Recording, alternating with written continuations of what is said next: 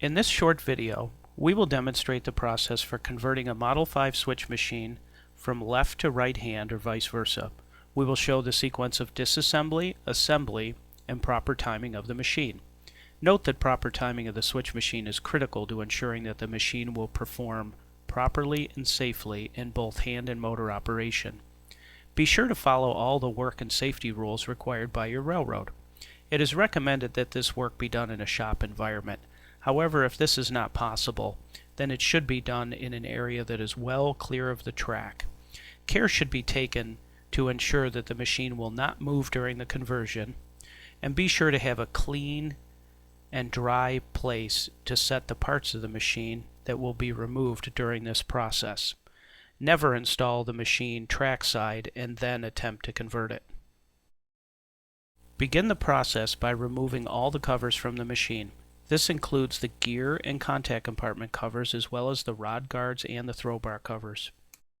Next, verify that the machine is not damaged and is in proper working condition. Hand throw the machine at least once in each direction to ensure that the hand throw components are all working properly.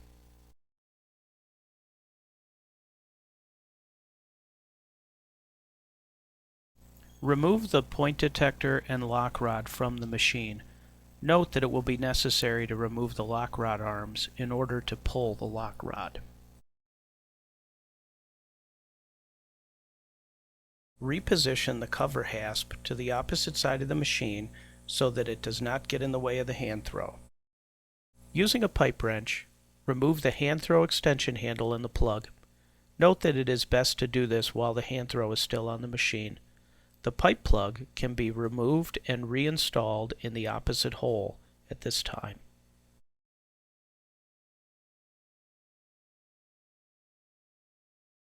Remove the hand throw bearing using a 3/4 inch wrench. Take note that there is a grease fitting on the bearing.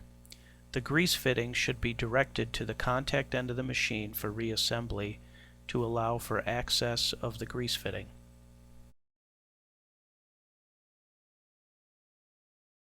Remove the hand throw using a 3/4 inch wrench. Note that it is heavy. After pulling the hand throw mechanism partially out of the machine, it will be necessary to rotate the selector lever to the midway position in order to clear shifting components inside the machine. This will permit complete removal of the hand throw. Insert the hand throw mechanism into the machine. It may be necessary once again to rotate the selector lever handle in order to clear the internal shifting components. Once the hand throw is bolted into place, install the hand throw bearing. Ensure that the grease fitting is positioned toward the contact end of the machine. Use care to ensure that the hand throw and the hand throw bearing can be fully seated in the frame by hand. It should not be necessary to hammer or use bolts to draw the parts into place. After all the bolts are tightened, check the hand throw to ensure that it operates freely.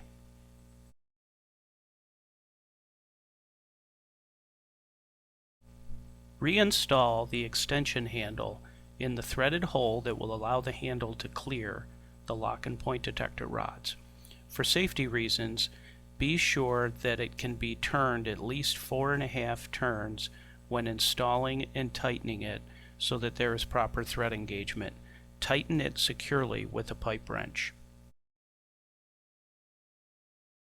Flatten the crank locking washer using a hammer and a punch. Take care to minimize any damage to the washer if you plan to reuse it.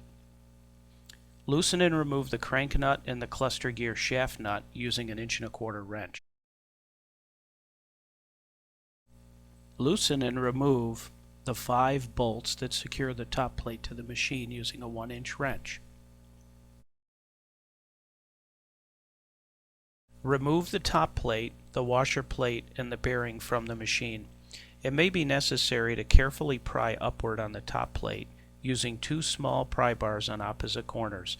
This will allow you to free the top plate from the main crank. The cluster gear will have to be moved to the opposite side of the top plate. Do this by removing the retaining nut and moving the shaft to the opposite hole in the plate.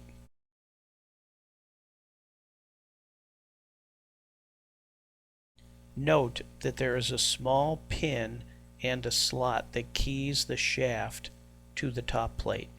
Note the location of the slot in the top plate, as it will make reassembly much easier. Always use care to ensure that these elements are properly aligned. In order to properly time the machine, the throw bar and crank must be positioned exactly at mid-stroke. Do this by shifting the machine to motor and hand cranking it until the throw bar is all the way in on the track side. Make a mark on the throw bar and then hand crank the machine until the throw bar is all the way out on the track side. Make another mark at the point that is midway between the edge of the machine and the first mark. This represents the mid-stroke position of the machine. It should be at 3 inches. Hand crank the machine in the other direction until the mid-stroke mark is aligned with the edge of the machine frame. The throw bar and crank are now positioned at mid-stroke. The steps that follow, we will time the machine. In the event that you make a mistake, get confused, or lost, you should return to this point in the process with the throw bar and the crank aligned in the mid-stroke position. On all machines that are remanufactured by Rail Development Group, the splined clutch, the crank, and the clutch gear shown here all have punch marks that correspond to the mid-stroke position. It is important during this process to ensure that these punch marks all line up. Place the hand throw handle at mid-stroke. Use a level to confirm this position. Use a helper to hold the hand throw handle in position, or clamp it in place for the steps that follow. Place the clutch gear on the crank if it was removed and rotate it so that the punch mark at the mid position aligns with the corresponding punch mark on the clutch sleeve and the crank.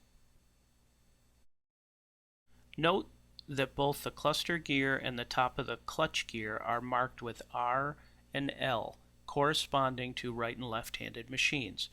Place the cluster gear into the machine between the hand throw gear and the clutch gear so that the L or R markings align with the matching mark on the clutch gear. Use care to ensure that the clutch gear does not rotate and that the pin on the cluster gear shaft is oriented properly to engage the top plate. The top plate can now be reinstalled.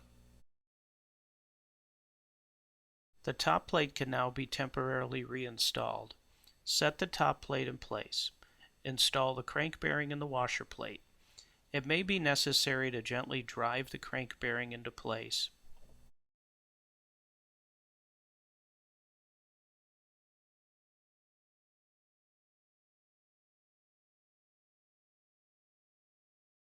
Secure the crank with the locking washer and retaining nut.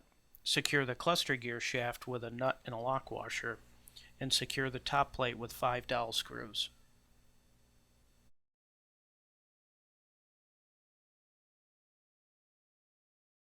To make it easier to check the timing on a switch machine, all our DG machines are supplied with markings on the cam bar and the frame of the machine.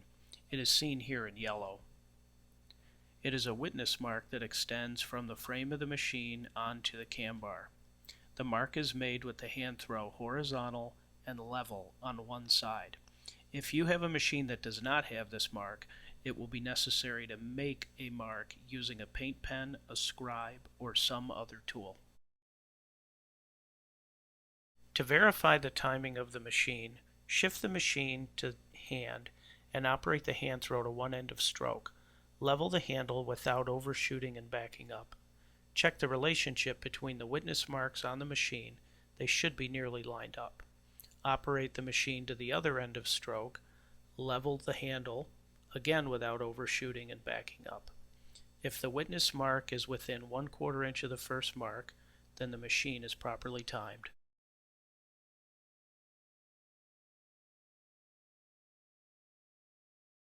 Here is an example of a machine that is not properly timed.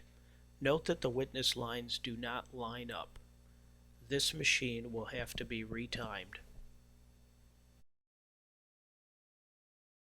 In order to retime a machine, return the hand throw handle to the vertical mid-stroke position. Remove the cluster gear in the top plate as described earlier. Carefully index the cluster gear by one tooth. Reassemble the machine and recheck the timing. If the timing is further off, then the gear was indexed in the wrong direction. Repeat this process until proper timing is achieved.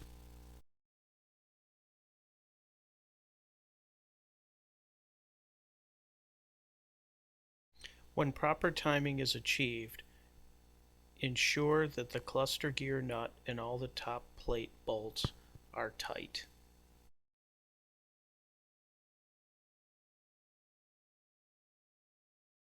Snug the nut that secures the crank. It may have to be backed off slightly to ensure that the hand throw operates smoothly.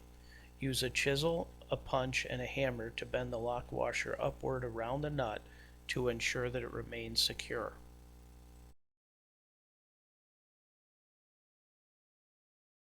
Conversion and timing of the machine is now nearly complete. Finish the job by reinstalling the throw bar covers, rod guards, lock and point detector rods, and the machine covers. It has been our pleasure to produce this short technical video for you. Please check out our other videos, and please be sure to consider Rail Development Group for all of your signal equipment needs. Thank you.